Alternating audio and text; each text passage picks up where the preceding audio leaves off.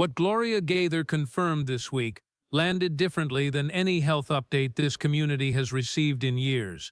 And the way she chose her words, the weight she put behind them, and what she quietly left unsaid, tells a story that goes far deeper than a hospital announcement. Bill Gaither, the man whose name sits at the center of Southern gospel music in America, whose songs carried millions of believers through seasons they thought might break them, was rushed to the hospital. And when Gloria stepped forward to speak directly to the gospel community, what she shared was not the statement anyone who has followed this family expected to hear. The people closest to the Gaither family have been choosing their words with unusual care, and there is a reason for that. There is a reason this is being handled the way it is.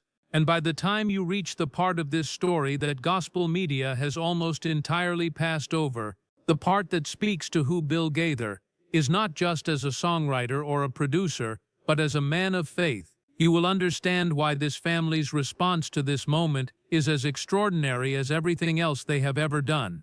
Stay with us, because what Gloria said in the second part of her statement, and what it reveals about the private life of this marriage and this ministry, is something most fans, even the most devoted, have never heard before.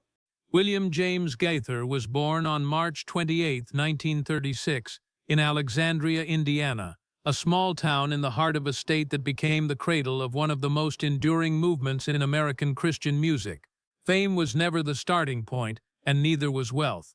What the Gaither household ran on was faith, and from his earliest years, music was never a career ambition for Bill. It was how his people talked to God. Gloria Sickle came into his life in the early 1960s. And what formed between them grew into one of the most creatively productive marriages gospel music has ever seen.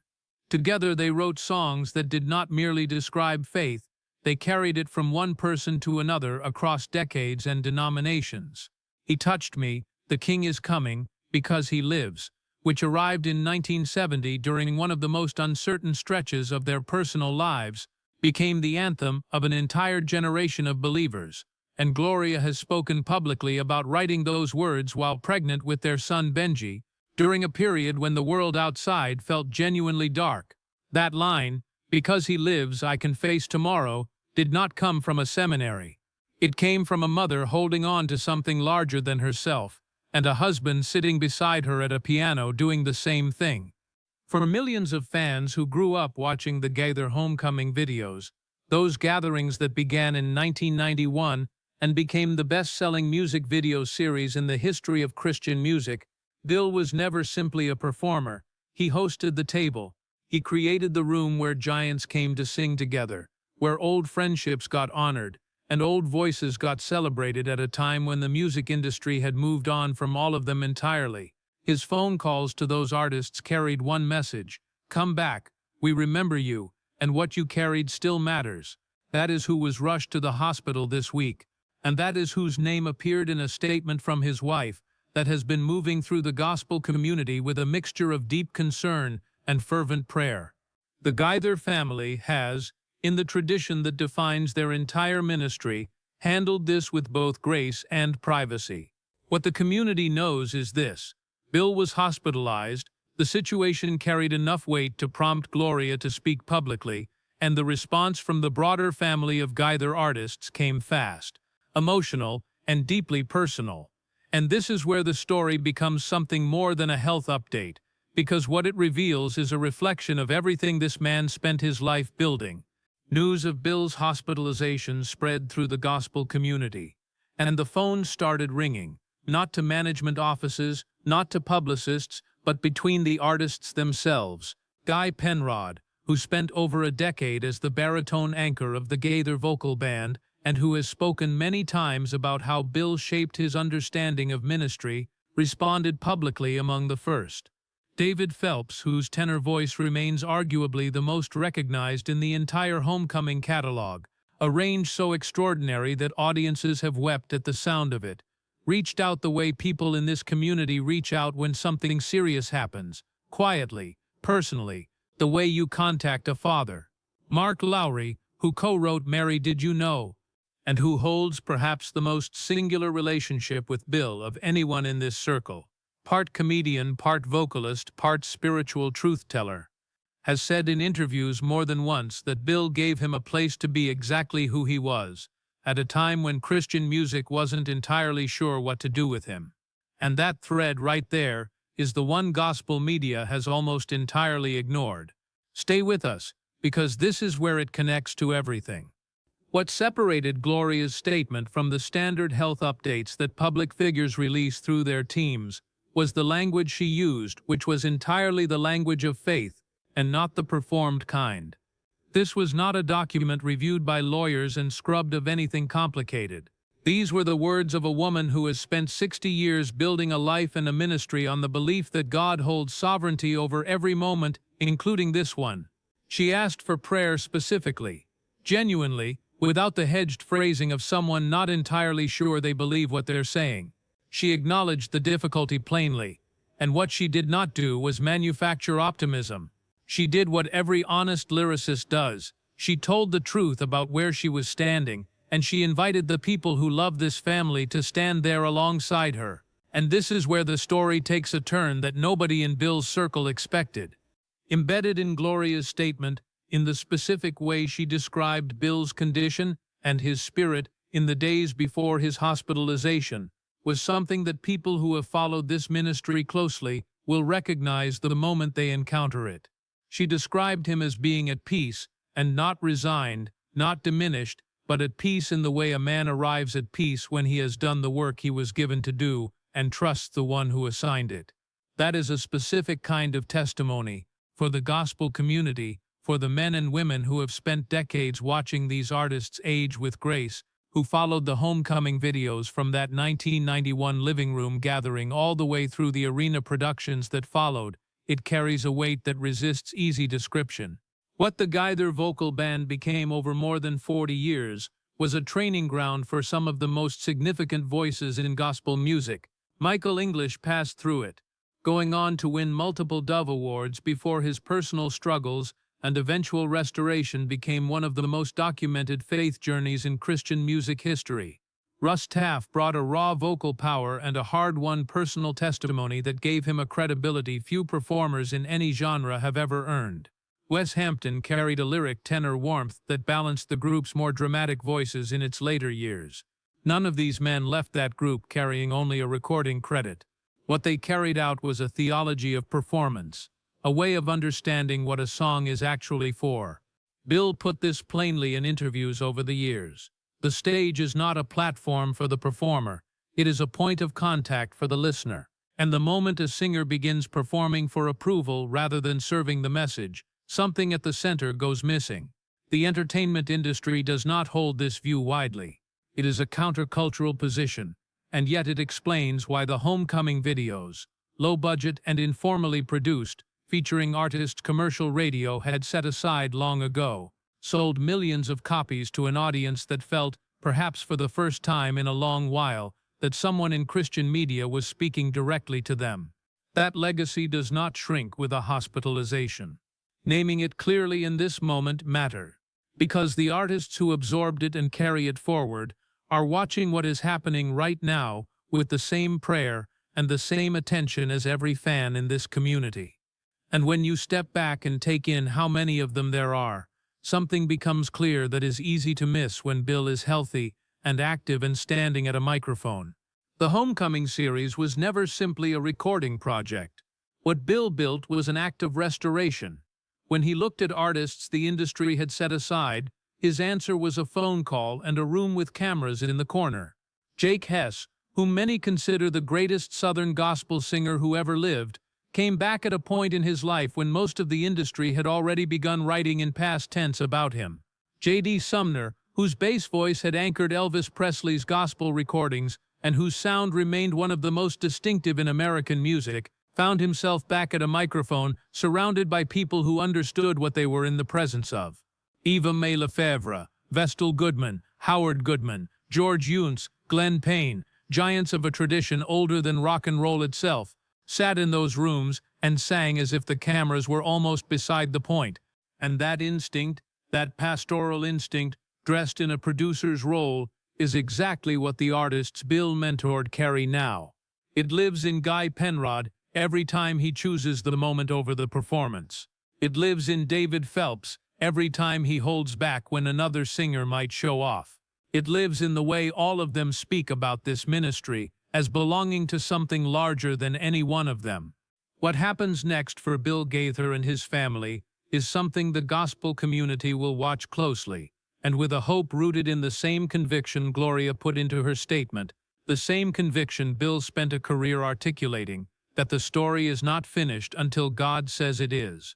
But sitting inside the waiting, the particular kind of waiting a community of faith does when one of its pillars is vulnerable, something instructive is already happening. When an artist is healthy and active, appreciation comes easily. Sitting with what someone means when the microphone is quiet is a different, slower, more searching thing. Bill has been many things across a career, now spanning more than 6 decades. He built a songwriting catalog, whose melodies lodged so deeply in the American evangelical consciousness that entire generations cannot hear the word resurrection without hearing his chord changes. Alongside it, he produced records with an uncommon instinct for the difference between authenticity on tape and performance on tape, and he built recording environments designed specifically to capture the former. He created a television and video presence that reached an audience cable television and contemporary Christian radio had largely abandoned, and through all of it, by every account from people who have known him personally, he held the roles of husband, father, and church member as central, not ceremonial. All of those things are present in this moment, in the concern of the gospel community, in the prayers of fans who have never shaken his hand but feel with complete sincerity that they know him. The question this moment leaves open, one no statement from the family has yet addressed directly, is what the future of the homecoming gatherings looks like, and whether the community Bill assembled and sustained for more than 3 decades carries the structure to endure beyond the man who imagined it. That question gets asked not in doubt, but in the spirit of everything Bill has taught, which is that great work, offered faithfully, outlasts the one who does it.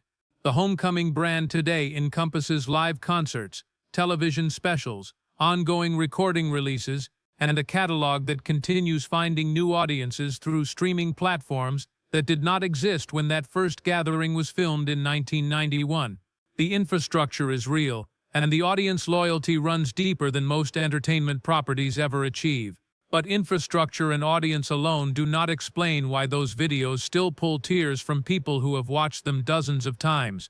What moves people is the spirit in the room, the sense that the people on screen are not colleagues but family, that the songs they are singing are not set pieces but genuine acts of faith, and that the joy visible in those faces cannot be contained, no matter how many cameras are running. Bill cultivated that spirit meeting by meeting, session by session, in the way he treated the oldest voice in the room with the same reverence as the newest, in the way he kept building something designed to include rather than exclude. Whether the homecoming tradition sustains that spirit going forward is a question the artists who love him are holding quietly and prayerfully, and it is worth holding together as a community rather than answering too quickly in either direction. Whatever comes next, the people who have followed this ministry for decades hold one thing with certainty, and it is that Bill Gaither's story is not finished, and neither is the song he started singing in that small Indiana town nearly 90 years ago. The songs themselves moved past the point of belonging to any one person a long time ago, because He Lives is sung in churches on 6 continents. He Touched Me has been recorded by more artists than anyone has counted. The King is Coming has been performed at more funerals, more revival services, more hospital room bedsides than any number could capture. These songs left the Gaither household decades ago and became the property of the people who needed them, and that kind of legacy cannot be hospitalized. It lives in the throat of every singer who learned it from a homecoming video, and in the memory of every listener who heard it at the exact moment they needed it, and understood that someone sitting at a piano in Alexandria, Indiana, had somehow already known what they were going through. The gospel community has a word for that, and this community of all communities needs no one to say it out loud. For those of us who have followed Bill's journey through the years, from the early days of the Bill Gaither Trio through the founding of the Gaither Vocal Band in 1981, through every season of that extraordinary homecoming series, this moment asks something that goes beyond concern for his physical health. It asks us to sit with what this ministry has meant, not in a past tense way, not the way we speak about something that has ended, but the way a river asks you to consider its source, because the water moving past you began somewhere small and specific, and the fact that it reached you at all was never accidental. Music from this catalog reached people in their worst moments, in hospital waiting rooms, and at bedsides, and at gravesides, and in those quiet hours when faith feels like the only thing left standing. It reached them because it was written by someone who had been in those same places. That was never a marketing strategy. It was authenticity functioning at the level of art. If you have followed Bill and Gloria since the early homecoming days, you already know what it means to say that their ministry never felt like a product. It felt like a relationship. And a relationship, when one of the people in it is suffering, asks something from those on the outside, the willingness to be present without needing to fix anything, to pray without performing the prayer, to trust that the same God who moved through those songs is still moving now. Share in the comments what a specific song or a specific homecoming moment has meant in your personal walk of faith, because the Gaither family reads these spaces, and right now, that matters in a way it does not always. One more part of this story has gone largely unconnected, and it reframes what this moment means for the future of Southern gospel music in a way that reaches beyond one man's health. Russ Taff has been navigating a quiet chapter of his own in recent years, and what has come out of that season, and what it reveals about the deepest commitments this community holds toward one another, carries the same unexpected grace as everything in this story. That is the next place we are going, and it is worth staying for. Before you go anywhere, take just one more moment with us, because what you do in the next 30 seconds matters more to this channel and to this community than you might realize. If this story about Bill Gaither moved something in you, if it stirred a memory of a song that carried you through a hard season, or brought back the face of someone you watched these homecoming videos with years ago, then you are exactly the reason this channel exists. This is not a space built for casual scrolling. It is built for people who understand that gospel music is not background noise. It is the soundtrack of a life lived in faith, and every video we produce here is made with that in mind. Hitting the like button right now takes 2 seconds, and what it does behind the scenes is tell the platform that this kind of content deserves to reach more people. More fans who grew up with Bill and Gloria. More believers who need to hear that the artists they love are still being covered with the care and the respect they have earned. Every like is a vote for this kind of storytelling over the noise, and this community deserves to win that vote. Subscribing means you will not miss what is coming next, and what is coming next matters. The Russ Taff story we mentioned at the close of this video has been months in the making, and what it reveals about the private struggles and the hard-won restoration of one of the most gifted vocalists the gospel world has ever produced is the kind of story that does not surface often. Subscribers see it the moment it goes live. Everyone else finds it days later, or misses it entirely. The bell notification is worth turning on, and here is why. This channel does not flood your feed. Videos go up when the research is done and the story is ready, not on a quota schedule, which means when the bell rings, it is worth answering. If this video reminded you of someone, a friend from church, a family member who has been following the Gaither family for years, a neighbor who keeps the homecoming DVDs on the shelf in the living room, share it with them. Not because this channel needs the numbers, but because that person deserves to know that the community around this music is still gathering, still paying attention, and still treating these artists with the reverence they have spent their lives earning. Leave a comment below telling us which Bill Gaither song has meant the most to you personally, or share a memory connected to the homecoming series, because those comments get read and they shape the stories we choose to tell next. The gospel community has always taken care of its own. Liking, subscribing, and sharing is simply the modern version of passing something worth keeping from one hand to the next. Thank you for being here. Now go turn that notification bell on.